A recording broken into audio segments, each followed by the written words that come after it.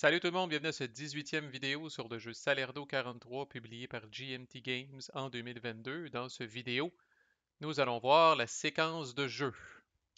C'est sûr que c'est fucké de faire ça comme 18e vidéo de la playlist, mais même si j'avais commencé par ça, vous auriez été complètement perdu. Fait que là, maintenant que vous connaissez tous les concepts, rien de ce qu'on va voir dans cette vidéo devrait être une surprise. Ça va être surtout de la révision. Mais vous allez voir vraiment dans quel ordre ça se produit dans le tour. Ceci dit, quand on parle d'un tour, il y a 22 tours dans le jeu, mais il ne faut pas oublier que chaque tour, donc le tour 1, il va y avoir un tour allemand pour commencer, suivi d'un tour allié. Après ça, on va passer au tour 2, il va y avoir un tour allemand, un tour allié, puis ainsi de suite, jusqu'à temps qu'on arrive à la fin du tour allié euh, du 30 septembre ou du 22e tour, là, à moins qu'une faction gagne avant. Alors, l'Allemand étant le premier à faire sa moitié de tour, si on veut, c'est à lui que reviennent les responsabilités de brasser le très important dé de météo. Fait que habituellement, on va laisser ça à l'Allemand, pauvre petit pit. Alors, c'est lui qui va brasser pour la météo. Il n'y a pas de décision à prendre. Il brasse le dé, il suit les instructions qui sont là. Bon, mettons qu'il brasse un, puis qu'on reste jamais ici, là, c'est nuageux autour de Salerno aujourd'hui. Fait que ce qu'on dit ici, le Ready Air and Naval Unit, c'est tout simplement de regarder ce qu'il y a dans ces deux premières lignes-là ici. Là. Fait que par exemple, avec cette météo-là, on dit que seul le support aérien britannique est disponible. Alors si le support aérien était de son côté utilisé, on viendrait le flipper du côté Ready. Et même si le support aérien américain n'avait pas été utilisé au dernier tour, on viendrait quand même le flipper du côté utilisé. Alors vraiment, là, on suit ce qu'il y a dans le tableau, peu importe quel était l'état du support aérien et du support naval d'un camp ou de l'autre, là, on va venir regarder qu'est-ce qu'il y a dans le tableau, puis ce qui est écrit dans le tableau, on le met ready, puis ce qui n'est pas écrit dans le tableau, on le met utilisé.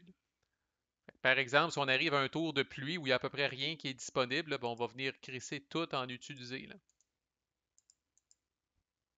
Fait que ça vous sert à rien là, de dire ah je vais être économe puis je dépenserai pas mon support aérien pour l'avoir au prochain tour. Oubliez ça, là. C'est resetter vraiment au début du tour, peu importe dans quel état c'était. Là.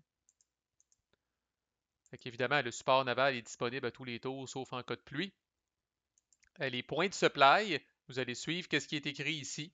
Fait que peu importe la situation actuelle, peu importe quelles étaient la quantité de points de supply que chaque joueur avait. Là, dans ce cas-là, ici, ça me dit que l'Allié en gagne 2 puis que l'Allemand en gagne 1. Alors voilà.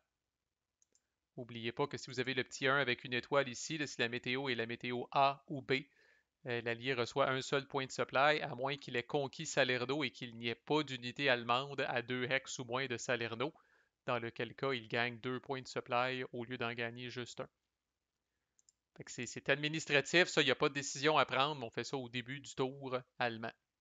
Après, on tombe dans le tour allemand comme tel. C'est là qu'on va bouger. Si vous aimez ça, bouger le marqueur le long d'une track, là, vous pouvez le faire avec ça. La phase initiale, vous pouvez le faire dans l'ordre ou dans le désordre. Alors, c'est dans cette phase-là que l'Allemand, par exemple, va placer ses renforts, va dépenser ses replacements s'il y a lieu, et va flipper les ASU de son choix avec des points de supply. Alors, c'est là qu'on dépense les points de supply, là, puis là, les ASU qui avaient tiré au tour précédent, là, et puis qui sont sur leur côté Fire, on peut dépenser un point de supply pour venir flipper un ASU tant qu'il y en aura.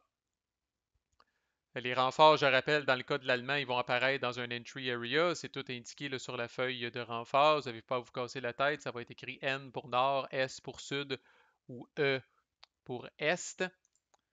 Dans le cas de l'Allié, les renforts arrivent dans le floating reserve et vont débarquer en faisant du transport naval, là, dans le fond, quand va arriver la phase de mouvement de l'Allié. Là. Mais là, n'oubliez pas, officiellement, on est dans le tour, là, je vous explique, là, pour ne pas avoir à radoter, là, puis faut que je passe la séquence de jeu au complet. Là.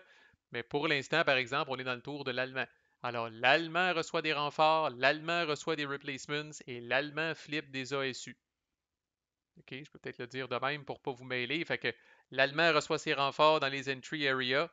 L'Allemand utilise des replacements, bon, soit qu'il les utilise sur place, soit qu'il fait rentrer des unités qui ont été éliminées dans des entry areas, ou qu'il fait rentrer des unités qui ont été éliminées dans des hex où se trouve leur ASU de division, ou dans des hex où se trouve un ASU de corps. S'il décide de les faire entrer dans un hex où se trouve un ASU, il ne faut pas qu'il y ait d'unité ennemie autour, je le rappelle. Ensuite, on passe à la phase de mouvement. L'Allemand bouge toutes les unités qui veut bouger comme il veut. Ensuite, on passe à la phase de combat où l'Allemand fait ses combats un par un. Je répète qu'il n'a pas déclaré tous ses combats à l'avance. Il peut faire un combat, regarder comment ça va, décider s'il va en faire un autre, oui ou non. Ensuite, on arrive dans le recovery phase, donc le rally units, là, comme l'indique le petit symbole ici, là, les unités qui sont disrupted guérissent et les unités qui sont en full retreat deviennent disrupted. Tout ça est automatique à moins que l'unité se trouve dans une ZOC. Si l'unité se trouve dans une ZOC, où est mon petit chose? Il est ici. Grossir un petit peu. N'oubliez pas que vous devez brasser sur le fameux Rally Table. Vous avez plus de chances si vous êtes dans un beachhead ou dans une ville. Vous avez plus de chances si l'unité est élite, puis vous avez moins de chances si l'unité est de basse qualité. Alors c'est là que ça se passe. Sinon, les replacement markers, les markers de demi-efficacité, puis les markers de camion, eux, sont enlevés systématiquement à ce moment-là. Et encore là, c'est enlevé des unités allemandes. On est toujours dans le tour de l'allemand, alors ce n'est que les statuts de disrupted de l'allemand qui sont enlevés. On passe au supply phase. Vous regardez le supply de toutes les unités allemandes, encore une fois. Si jamais il y a des unités qui sont out of supply, vous mettez le petit token dessus. On a fait une vidéo là-dessus, je le rappelle.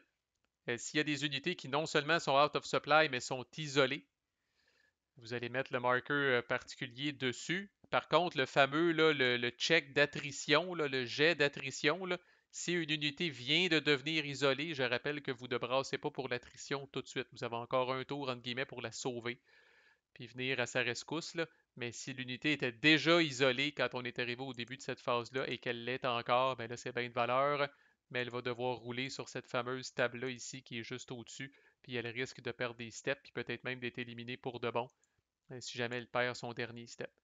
Et à noter qu'à la fin du tour, vous avez une autre opportunité de flipper des ASU avec des points de supply.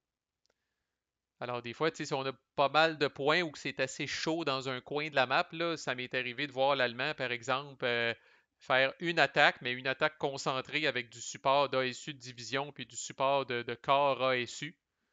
Puis quand il est arrivé à la fin du tour, parce qu'il craignait la contre-attaque, ben, il a reflippé encore ces deux mêmes ASU-là pour qu'elles soient disponibles pour donner du support puis aider à la défense déterminée de certaines unités. Fait que vous avez deux opportunités de le faire au tout début de votre tour puis à la toute fin de votre tour.